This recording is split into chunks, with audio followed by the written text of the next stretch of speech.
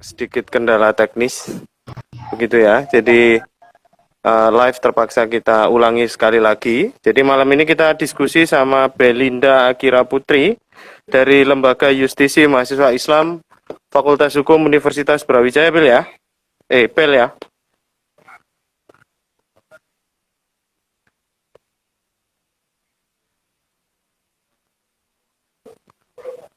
Halo.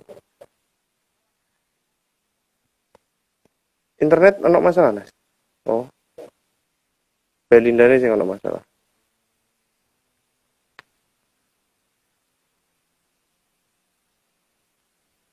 Oke, teman-teman, malam ini kita lagi live bareng kita diskusi soal pandemi corona dan perlindungan terhadap buruh bareng teman-teman Lembaga Justisi Mahasiswa Islam Fakultas Hukum Universitas Brawijaya. Kita lagi mencoba bergabung sama Limi.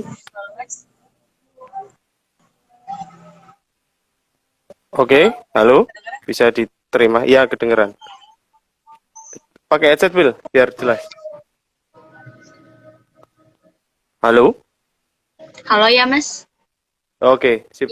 Sudah jelas, Bel? Udah, Mas. Oke. Ya wes, kita ulangi lagi. Oke, ini lagi sama Belinda Akira Putri, peneliti LIMI, Lembaga Justisi Mahasiswa Islam Universitas Brawijaya. Jadi teman-teman, Belinda kemarin di-share ya tulisan Belinda lagi nulis soal ada sebuah paper yang menarik soal pandemi COVID dan perlindungan terhadap buruh. Jadi gimana, Bel? Ceritain sedikit soal tulisanmu, Bel. Oke, aku ulang lagi ya. Jadi kalau emang fokus tulisanku itu memang terkait pengaruh PHK buruh di masa pandemi itu, tapi memang ranahnya lebih ke pekerja industri yang mana memang diatur secara komprehensif di Undang-Undang Ketenagakerjaan Nomor 13 Tahun 2003 kayak gitu. Nah, jadi kalau dari secara singkat gitu ya tulisanku, memang ada pembagian terhadap PKWT dan PKWTT kayak gitu. Nah, itu memang secara komprehensif diatur dalam Undang-Undang Ketenagakerjaan. Nah, kalau misalkan perlindungan hukum bagi buruh itu ada beberapa, ada 5, yaitu bidang pengarahan atau penempatan tenaga kerja. Itu perlindungan hukum yang dibutuhkan oleh pekerja atau buruh sebelum ia menjalani hubungan kerja. Masa ini sering disebut dengan masa pra-penempatan atau pengarahan. Jadi sebelum penempatan kerja ada pengarahannya dulu yang dilakukan oleh si pengusaha ini sendiri. Lalu bidang hubungan kerja, masa yang dibutuhkan oleh pekerja atau buruh sejak ia mengadakan hubungan kerja dengan pengusaha. Hubungan kerja itu didahului oleh perjanjian kerja. Nah, perjanjian kerja ini dilaksanakan antara pekerja dan pemberi kerja, kayak gitu. Habis itu ada bidang kesehatan kerja. Selama menjalani hubungan kerja yang merupakan hubungan hukum, pekerja harus dapat jaminan atas kesehatan tubuhnya. Jadi pemberi kerja ini wajib bisa memberikan perlindungan terhadap kesehatan terhadap pemberi kerja itu sendiri, kayak gitu. Lalu ada bidang keamanan kerja, adanya perlindungan hukum bagi pekerja atas alat-alat yang digunakan oleh pekerja. Lalu bidang jaminan sosial. Nah, jaminan sosial ini juga diatur di Undang-Undang Nomor 13 Tahun 1992 tentang jaminan sosial tenaga kerja, kayak gitu. Nah, kalau kita lihat sendiri di masa pandemi ini, terjadi pemberhentian dan pemecatan kayak gitu kan, yang seharusnya pemutusan kerja tersebut berdasarkan peraturan perundang-undangan yang berlaku karena setiap pekerja atau buruh mendapatkan perlindungan hukum yang sama. Nah, dari situ pemerintah sendiri kan mengeluarkan, kalau seingatku itu juga perpres ya tentang bahwasanya pandemi COVID ini dianggap sebagai bencana alam kayak gitu. Makanya banyak perusahaan menganggap COVID-19 ini sebagai alasan force major karena telah ditetapkannya situasi COVID-19 sebagai bencana nasional kayak gitu kan. Nah, kalau dari pandanganku sendiri, sebenarnya ada banyak hal yang sangat disayangkan kayak gitu kan. Karena kalau kita melihat dari sisi buruh itu sendiri kayak gitu, banyak buruh-buruh yang akhirnya hak-haknya tidak terjamin karena kan pemutusan hubungan kerja secara sepihak. Kalau kita ngeliat dari sisi buruh sendiri, buruh pun gak mau dong dia tiba-tiba di PHK, malah di kondisi pandemi ini mereka sangat membutuhkan sekali gitu pekerjaan untuk menghidupi dirinya sendiri kayak gitu kan. Nah, berarti secara tidak langsung itu menambahkan kerugian dari pihak buruh itu sendiri kayak gitu. Nah, kalau aku ngelihat secara garis besar kayak gitu, hal-hal apa saja sih yang memungkinkan oleh pengusaha atau pemberi kerja untuk bisa mencegah atau bisa mengatasi beberapa hal untuk menanggulangi berkurangnya PHK secara sepihak kayak gitu. Kalau dari aku yang pertama itu tetap berusaha di bisnis semula atau melakukan pivot gitu kan. Nah, pivot ini para pekerja atau buruh yang ada mampu para pekerja atau buruh yang ada mampu diarahkan sesuai dengan kebutuhan sektor yang ada tanpa perlu diputuskan hubungan kerja kayak gitu.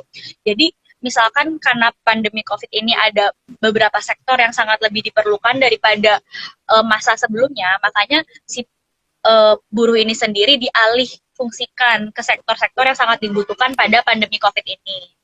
Lalu juga status pekerja atau buruh kontrak jika memang berakhir nggak perlu diperpanjang lagi. Akhirnya dana atau uang yang memang dimiliki oleh pengusaha tidak habis untuk membayar pekerja kontrak itu sendiri kayak gitu kan. Yang ketiga, mengubah status dari pekerja atau buruh bisa menjadi mitra, distributor atau reseller sehingga menjadi variable cost gitu. Jadi si buruh ini bukan orang yang mendapatkan pekerjaan dari pekerja atau bisa dianggap buruh, tapi bisa juga menjadi distributor atau reseller terhadap barang-barang yang memang diproduksi oleh si pemberi kerja ini sendiri gitu kan. Yang keempat, bisa juga melakukan pembahasan agar dapat dilakukan penjadwalan pembayaran kompensasi sesuai kemampuan saat ini. Jadi si pengusaha ini bukan memotong biaya atau upah yang harusnya didapatkan oleh buruh, tetapi membayar secara berangsur gitu. Jadi memang hak buruh ini tidak hilang, memang tetap ada, cuman memang pembayarannya berangsur karena memang keadaan overmah yang dimiliki oleh perusahaan itu sendiri kayak gitu. Secara garis besar sih, Mas. Iya. Oke, sip. Artinya kemudian yang perlu kita highlight, kita sepakat semua ya bahwa ini kondisi force majeure ya, ini kondisi overmah. Sudut pandangnya nggak bisa di sudut pandang normal begitu ya? Iya.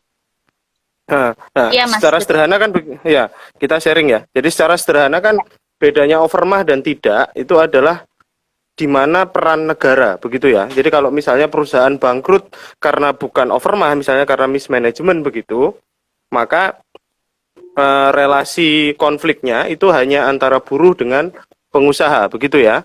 Iya. Tapi kalau Iya. kemudian force majeure itu kan berarti kondisi overmah, kondisi kebencanaan itu ada peran negara di sana karena dalam hal ini berarti yang menjadi korban itu kan bukan hanya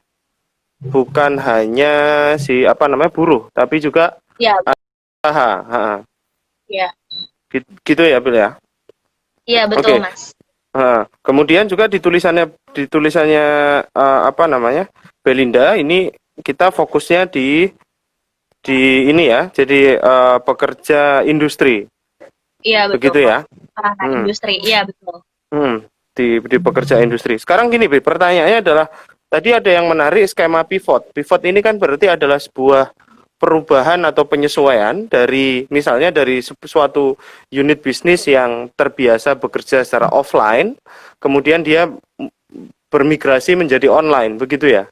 Itu misalnya Iya, salah satu betul. bentuk pivot, begitu ya.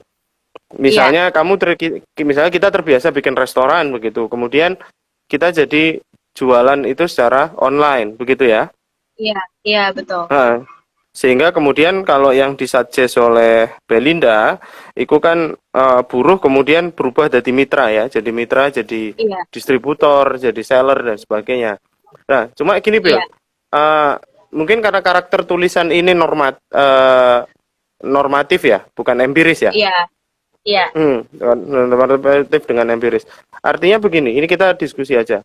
Kan gimana menurutmu? Tidak semua bisnis itu kan bisa melakukan pivot dengan cepat. Artinya tidak iya, semua ada banyak faktor yang mempengaruhi seorang pengusaha itu kemudian bisa beradaptasi dengan kondisi luar biasa seperti ini kan. iya, betul. Itu yang pertama. Kemudian yang kedua, kalau bahasa di teman-teman di sini, nggak kabeh bisnis itu bisa di online kan begitu ya. Iya, betul. Nah, itu ya apa Bil? Artinya kemudian kalau pengusahanya tidak bisa dengan cepat beradaptasi dan dia nggak punya cukup uang untuk merecovery itu, siapa yang harus bertanggung jawab? Pertanyaannya jadi begitu. Oke. Kalau menurut pandanganku sendiri, eh, ya lagi dan lagi memang kita juga perlu melibatkan negara atau pemerintah untuk bisa mengatasi permasalahan ini karena yang tadi dari Mas Agni juga sampaikan bahwasanya pengaruh itu nggak cuma dari buruh tetapi juga oleh pengusaha sendiri itu sangat berpengaruh gitu kan karena pengusaha yang punya modalnya nih ternyata modalnya memang habis atau memang sudah tidak mencukupi lagi untuk memenuhi kebutuhan uh, perusahaannya, berarti lagi dan lagi harusnya menurutku ada uh, ada kontribusi dari pemerintah itu sendiri untuk bisa uh, mengatasi itu kayak gitu kan.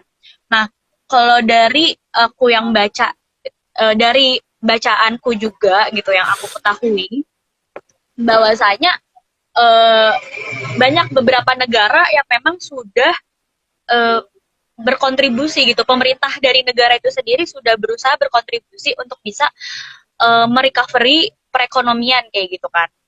Nah, mungkin bisa memberikan subsidi gaji kepada perusahaan yang tidak mampu membayar gaji pegawainya. Jadi pemerintah memiliki tanggung jawab untuk bisa mensubsidi gaji kepada perusahaan yang tidak mampu membayar gaji pegawainya gitu. Ini juga mungkin berlaku juga kepada unit-unit usaha kecil gitu, misalkan seperti UMKM yang ada gitu kan. Kedua, mendorong pengembangan inovasi wira swasta agar dapat menyerap tenaga kerja yang menganggur kayak gitu.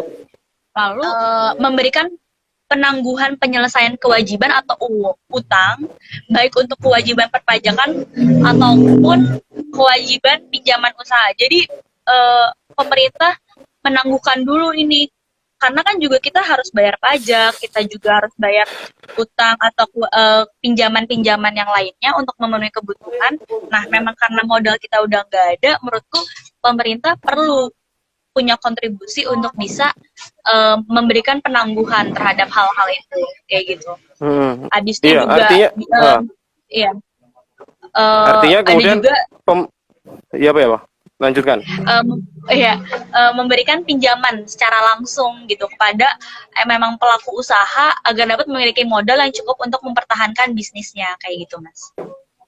Iya. Oke. Artinya kemudian ya pemerintah nggak iso santai aja begitu ya. Artinya kan begini, betul. Kalau melihat corona ini kan harusnya pemerintah tidak sekedar memberi sudut pandangnya harus dua ini. Yang pertama adalah bagaimana mengkontrol penyebaran coronanya sendiri. Kan begitu. Kemudian itu melahirkan pengaturan-pengaturan macam jam malam gitu ya. Kemudian protokol-protokol dan sebagainya. Dan sebagainya yang itu berimbas langsung ke ke daya beli masyarakat begitu ya. Sehingga kemudian betul mempengaruhi perilaku bisnis. Nah, terus kemudian yang kedua, tapi pada saat yang sama ketika controlling terhadap pandemi itu dilakukan, perekonomian kita terjun bebas nih, iya kan? Masyarakat pengusaha nggak segampang itu juga untuk survive, nggak mati aja udah syukur tahun 2020 gitu ya. Iya. Betul. Apalagi kemudian sekelas UMKM begitu ya, yang dia bisa nggak corona aja bisa dengan gampang bangkrut, apalagi betul kena corona gini ya. Artinya kemudian pemerintah harusnya punya skema yang ini Ya, bukan hanya tentang perlindungan hak terhadap buruh, bukan hanya soal aspek legalitas formal, tapi tentang ketepatan kebijakan, begitu ya?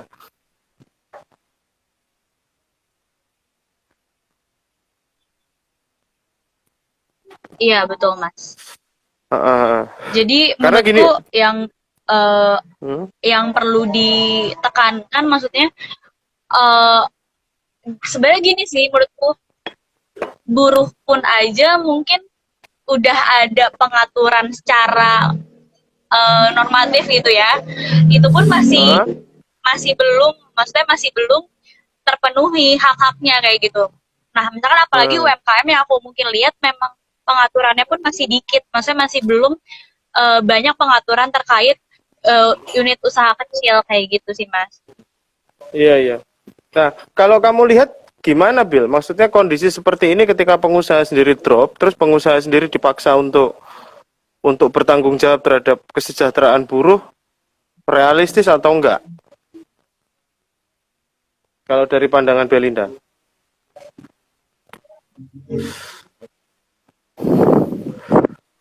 Oke, okay. Kalau menurutku tergantung ini sih kalau pandanganku pribadi mungkin tergantung ranahnya gitu maksudku kalau menurutku Oh, kalau memang perusahaan yang besar gitu misalkan unit usaha yang memang besar yang perusahaan industri menurutku tetap perlu tetap perlu apa namanya tetap perlu bisa memiliki kewajiban untuk bisa memenuhi hak-hak dari buruh itu sendiri karena menurutku kalau perusahaan besar gitu pengusaha besar mereka tuh memiliki simpanan modal lah setidaknya masih memiliki simpanan modal yang bisa mencukupi juga dan mereka masih bisa muter otak maksudnya masih bisa berpikir bagaimana nih cara kita untuk bisa uh, apa ya meminimalisir terhadap uh, pandemi COVID-19 ini gitu. Tapi kalau menurutku kalau misalkan terhadap unit usaha kecil gitu UMKM memang nggak bisa sepenuhnya diharapkan kontribusi besar dari pelaku usaha itu sendiri gitu kan karena menurutku memang dari modalnya pun belum cukup banyak dan memang banyak hal yang harus dibenahi dan menurutku itu perlu kontribusi juga dari pemerintah atau dari negara untuk bisa meminimalisir hilangnya hak-hak dari buruh itu sendiri kayak gitu sih Mas. Jadi menurutku ada dua tergantung ininya skalanya kayak gitu Mas. iya, iya. Oke, ini menarik ini. Apa namanya? Berkali-kali kamu statement soal ngomongin statement tentang kehadiran negara begitu ya, untuk Iya, memproteksi negara memproteksi pengusaha itu termasuk dia dalam memproteksi buruh. Artinya skema negara harusnya bantuin dong. Ini kan kondisi kondisi kebencanaan ini semua orang tidak terlatih untuk menghadapi itu ya. iya betul. Nah, misalnya gini, tadi misalnya aku punya pengalaman yang berbeda nih, Bill. Kalau kami Iya tadi Mas. ngomong pengusaha besar itu sebenarnya lebih punya kemampuan, kalau bahasanya resilient, daya lenting untuk menghadapi krisis ini, karena mereka lebih punya banyak modal. Tapi logika sederhananya begini, ini ibarat begini, suatu ketika di suatu kota itu terjadi kelangkaan bensin, begitu ya, kelangkaan bahan bakar, begitu ya. Nah, pengguna tiba-tiba kemudian ada subsidi bahan bakar dalam jumlah terbatas. Nah, itu ibarat begini, kalau mobil itu ukurannya besar, cc-nya besar, dia nggak bisa langsung jalan karena bensin itu pasti nggak cukup, kan gitu. Iya, Tapi untuk pengguna motor cc kecil dia bisa langsung jalan karena dia hanya butuh bahan bakar itu sedikit, kan iya, gitu. Artinya kemudian kalau ngadepi pandemi ini nggak ada istilah besar kecil. Pengusaha besar ya rugi, pengusaha besar dan pengusaha kecil sama-sama rugi. Cuma bedanya di level kerugiannya. Yang gede itu semakin besar, yang kecil semakin ya kecil gitu loh. iya,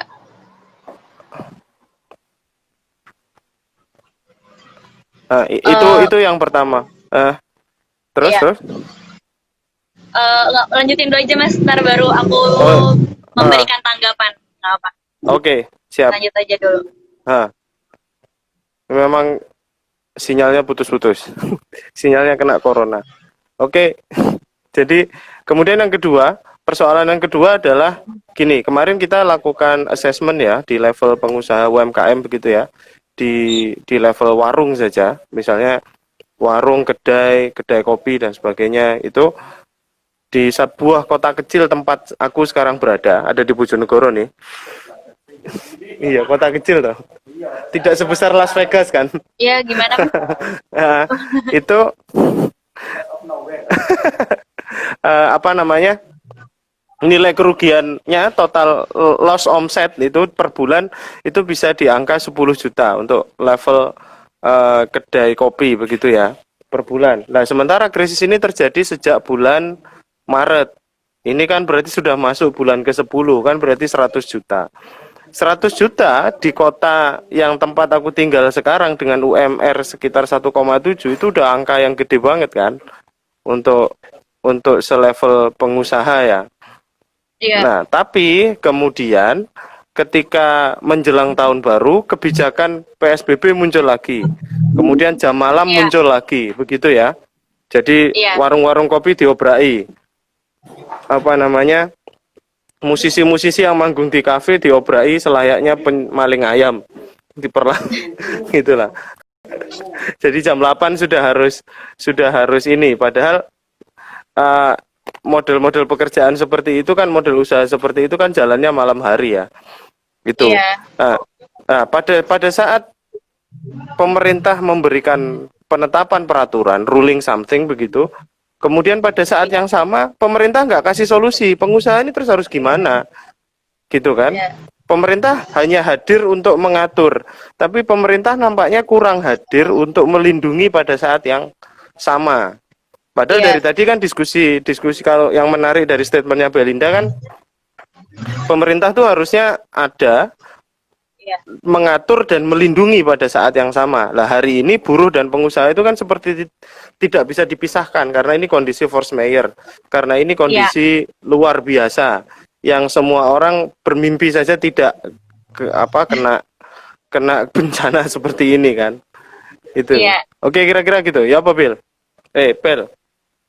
Iya, kalau iya sih, menurut aku benar yang dari statementnya Mas Agni itu sendiri gitu kan, memang pemerintah itu juga perlu menyelamatkan sektor-sektor dari pihak pengusaha itu sendiri kayak gitu, karena memang pengusaha yang memberikan pekerjaan, kalau pengusahanya pun gak ada modal atau pendapatannya pun berkurang, bagaimana bisa juga untuk memberikan hak-hak kepada buruhnya sendiri kayak gitu kan.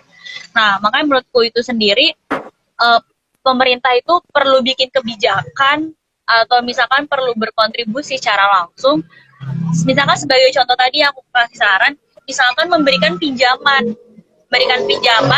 kepada unit-unit usaha yang memang memerlukan pinjaman secara langsung itu sendiri kayak gitu. Habis itu bisa juga pemerintah memberikan kebijakan juga penangguhan pembayaran pajak, karena memang pajak itu pasti tetap harus dibayar kan. Nah, tapi sedangkan usaha ini sendiri pun nggak ada pemasukan, apalagi misalkan bikin kafenya di jalan yang memang jalan-jalan besar, atau misalkan jalan-jalan utama di kota itu pun berbeda dong sama tempat-tempat kafe yang memang terpelosok atau terpencil kayak gitu kan.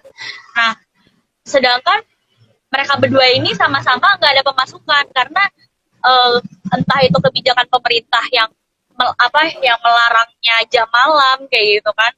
Berarti kan secara tidak langsung orang-orang yang memang punya usaha yang memang letaknya di jalan-jalan besar kan mengalami kerugian yang malah lebih kayak gitu. Dan harusnya pemerintah bisa memberikan penangguhan terhadap pembayaran pajak, pembayaran hutang yang memang dimiliki oleh pengusaha itu sendiri kayak gitu sih Mas, mungkin menurutku. Iya. Oke.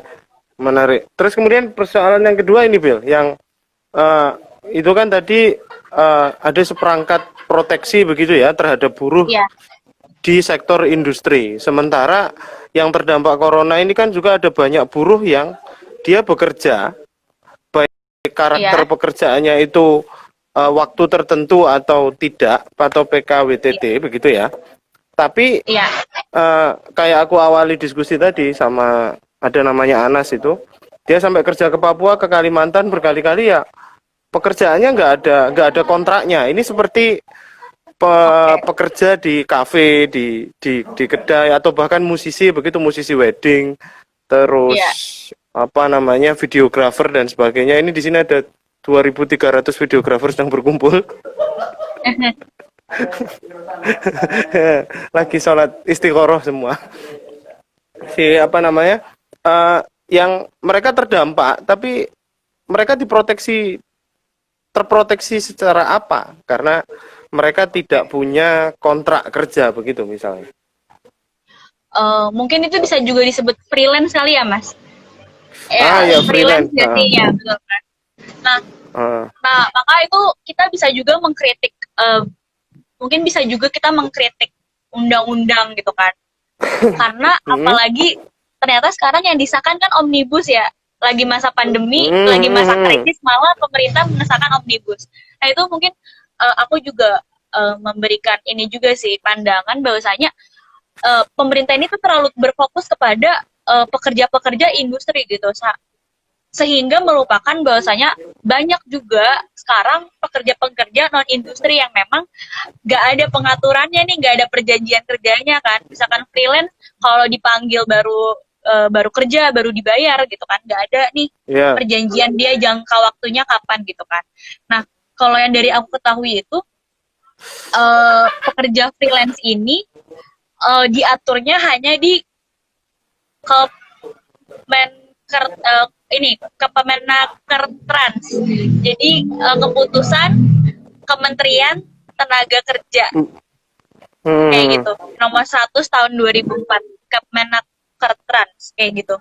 Nah, itu salah satu jenis-jenisnya ini termasuk juga jenis industri media dan kreatif gitu kan. Nah, pada industri media kan pekerja freelance itu kan khususnya untuk jabatan kontributor gitu. Seringkali pekerjaan freelance ini bekerja tanpa batas waktu, nggak ada upah lemburnya, nggak ada jaminan sosial, kesehatan, sama perlindungan keselamatan kerja. Karena perjanjiannya ini seringkali dibuat secara tidak tertulis, kayak Mas Agni tadi bilang kan. ya, Jadi akibatnya ini nggak ada norma yang jelas mengenai hak dan kewajiban dari para pihak.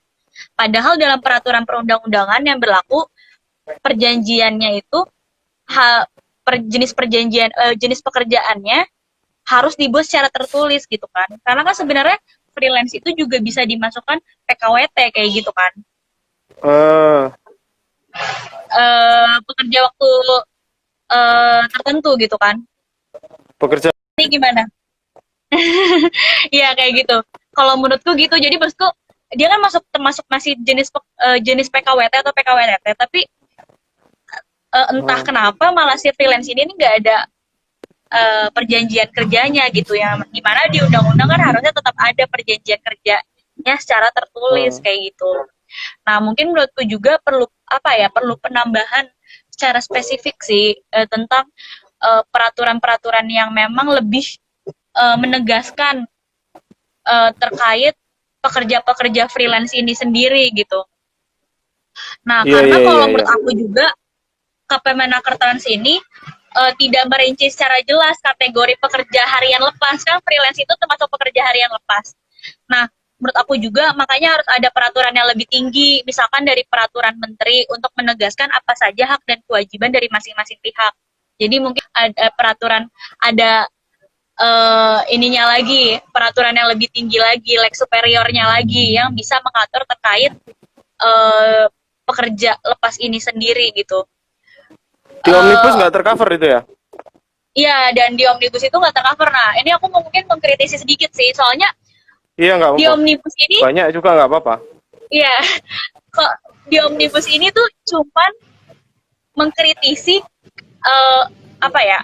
mengkritisi ayat demi ayat yang ada di ketenaga kerjaan, tapi dia nggak melihat kondisi secara objektif di masyarakat kayak gitu. Sebenarnya yang perlu kita tahu juga, misalkan kayak ini pekerja rumah tangga PRT gitu kan, kenapa pemerintah ini mungkin maaf ya agak agak out of topic dikit gitu kan, karena Nggak ini apa-apa, juga nggak apa-apa. termasuk ya ini juga termasuk Loh. apa ya, hal yang memang harus diinikan sih, harus ditekankan juga gitu. Karena pemerintah ini tuh cuman melihat atau merevisi undang-undang ketenagakerjaan yang memang dari isinya aja, misalkan terkait pengupahan, terkait misalkan pesangon dan lain-lain, tapi nggak ngelihat nih ada banyak jenis pekerjaan loh di luar eh, peraturan undang-undang ketenaga kerja ini, misalkan sebagai contoh PRT, pekerja rumah tangga, yang mana seharusnya lebih apa ya, pekerja rumah tangga ini juga perlu dilindungi gitu kan, dan sekarang cuman ada masih di rancangan undang-undang, belum disahkan. Makanya menurutku kenapa nggak pemerintah lebih memfokuskan kepada pekerja-pekerja yang memang belum ada peraturan secara tertulisnya, dibandingkan harus merevisi undang-undang yang menurutku apa ya, masih banyak kurangnya gitu loh. Kalau menurutku kayak gitu sih Mas, secara tidak langsung. Iya iya benar-benar. Nggak, artinya kan ini ada ruang kosong nih. Kalau Iya, kemudian kejadiannya adalah corona begitu ya. Buruh iya, sendiri, jadi coba tak highlight diskusi kita tadi. Yang pertama adalah buruh sendiri itu yang pertama, buruh di pabrik saja, di industri iya, saja itu tidak semua tercover karena pengusaha hari iya, ini juga adalah korban dari kejadian luar biasa ini kan begitu. iya, Kemudian yang kedua ada tambahan lagi nih. Bukan hanya buruh kontrak, tapi buruh yang kerja tapi nggak ada kontraknya juga, yang freelance begitu ya. Kemudian iya, yang pekerja-pekerja di sektor informal, bahkan pekerja-pekerja kreatif kita yang nggak punya kontrak-kontrak itu, ya malah nggak terproteksi lagi begitu ya. Bahkan iya, betul. bahkan pemerintah pun kalau bahasanya Belinda tadi belum ada, sepertinya belum nampak arah kebijakannya untuk memproteksi itu. Karena kemarin malah yang Iya, difokuskan Undang-Undang Cipta Kerja. Undang-Undang Cipta Kerja iya, betul. ngotot untuk di itu dibela-belain harus berhadapan dengan pendemo dan sebagainya, tapi juga nggak secara signifikan mengcover ruang-ruang kosong secara hukum ini tadi ya. Iya,